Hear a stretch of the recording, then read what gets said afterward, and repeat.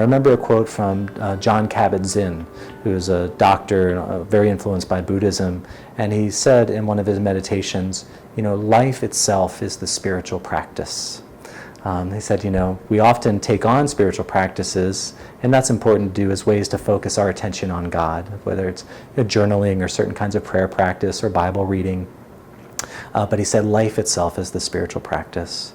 So when we pay deeper attention to our lives and the depth of every moment, we encounter God in new and deeper ways.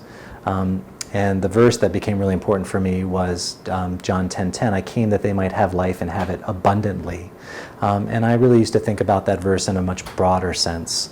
So abundant life more broadly and eternal life after this.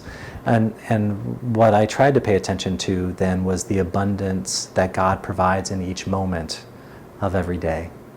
And in trying to train myself to pay attention to what God is up to in my life and the life of my children, our family, and our community of faith, that really enabled me to find God outside the monastery, not to go reaching for God, searching for God, but to know that God was right here in this place each day. Having an awareness of God in our daily life is hugely important. Often we do get so busy that we move along through our days so quickly that we just don't pay attention to those little God moments that we experience. How can I each day, almost segment each day, so that I come back to a place of attentiveness? So in the morning, taking some time to journal or to think, to pray, in anticipation that I'm going to encounter God today. And so I go into today from beginning with the morning of a sense of expectation that I'm going to encounter God, and I'm not sure where that's going to happen, and it might be in the unlikeliest of places. And so then throughout the day, just finding ways and moments. At one point, I remember setting the hourly chime on my watch.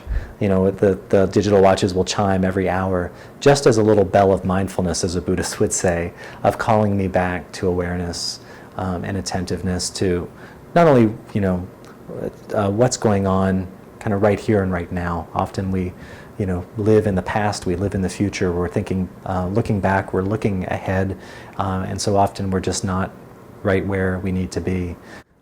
I think the word that comes to mind for me is enough, that we have enough to be happy, and we're always more things or more experiences, more people, more places, more projects, but we do have enough as it is and as we are, and each day is enough. There's a great Bible passage, that today has enough troubles of its own. Don't worry about tomorrow.